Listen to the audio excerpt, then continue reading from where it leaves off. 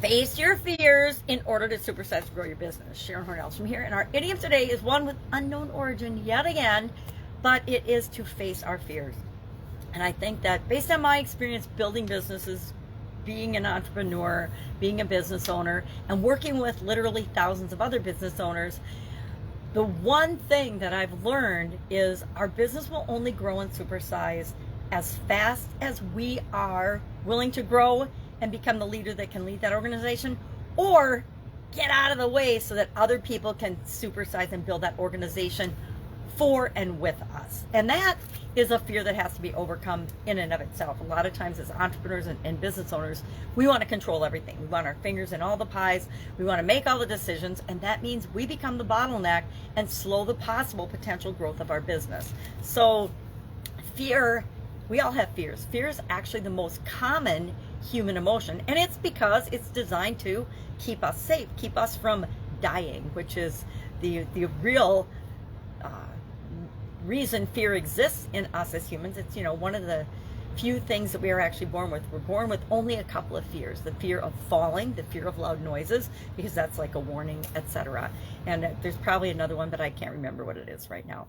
But with the new grandbaby in the house, I'm reminded of those things, that we're not really born afraid of things. We learn those fears along the way based on the experiences that we have. So how do we overcome fears? I'm going to share 6 ways you can help other people overcome their fears and phobias, which of course means that you can overcome your own as well. But when we're helping other people do something, it helps to reinforce the learning in us. But exposure, being exposed to something that we're afraid of, stretching our comfort zone, doing things that we're afraid of. I used to be totally afraid of any kind of speaking, especially in front of groups or in other people. So one of the things I did really early on in my corporate career was I would volunteer to be the speaker at different things. I would, when they needed a speaker or when somebody needed to present on a topic, even though it practically killed me to do it, I knew that if I did it, if I volunteered, if I actually gave presentations and practiced, the first couple would be bad or horrible, which they were never as horrible as I thought they were going to be. But I knew it would be hard, but I also knew that that was the only way I was going to get over my fear of speaking in front of groups and speaking to groups, which meant, speaking one-on-one with people too. I knew I needed to get more comfortable doing all of that. And so I made sure I had exposure, and I was exposed to situations where I had to step up my performance and improve and make sure that that wasn't going to be the thing that stalled my corporate career. So exposure, doing things that are a little scary but stretch us, is one way to overcome our fear of doing things.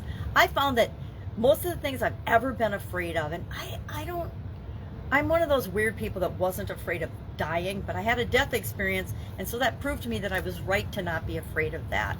And so usually in my experience, I found that if I do the thing I'm afraid of, or if I take an action toward the thing I'm afraid of, it alleviates the fear. And my dread over what could possibly happen was not anywhere near what I actually experienced. So how can we help other people increase their confidence, reduce their fear, reduce overwhelm, reduce the power that the fear holds over them, and then retrain our brain and develop strategies in order to move in positive ways and not be afraid of things. So we take the steps we know we should take for our business and we want to take for our business, but maybe we're a little nervous or afraid of them. So how do we face a fear? How do we face a phobia? How do we help other people to do the same thing? Because part of why we want to do it is so that we're setting the example for the other people in our organization. Well, number one, try to understand the fear or the phobia. Why and what maybe created that?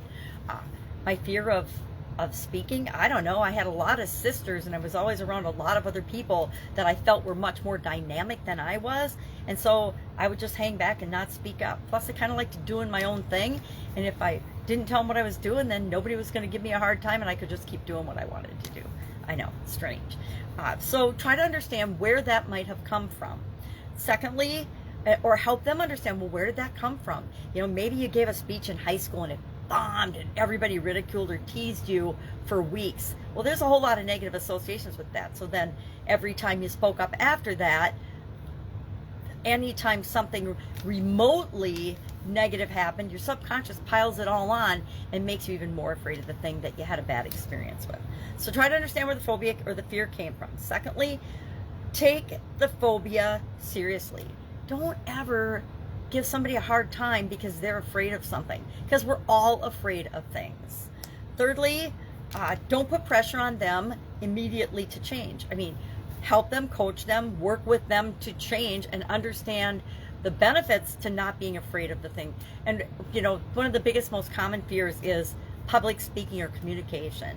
And so this is where I see this come into play most often, is helping people overcome their fear of that.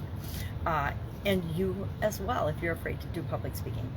Fourth, find out what helps them, what works for them, because what worked for me, what works for you might be different than what works for the person that you're trying to help.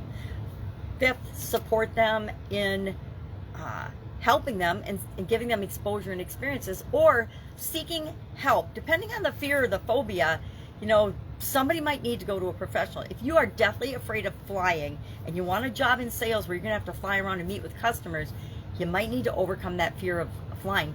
And I know I'm not equipped to help somebody overcome that type of a phobia or fear, but I also know I can recommend a professional that would help them. Maybe it's a hypnotist, maybe it's a meditative practice, maybe it's a therapist. You know, maybe there's, nowadays with the internet, it's easy to find people that specialize in everything. And then finally, remember to look after the person and yourself and take care of yourself, because when you're feeling confident and healthy in most areas and aspects of your life, you're not afraid of very many things. So love to know your experience with facing fear, facing your fears, or helping other people to face theirs. Share in the comments below, and I will be with you tomorrow with another interesting idiom. What does it mean? Where does it come from? And how might you use it to supersize and grow your business? Have an awesome day.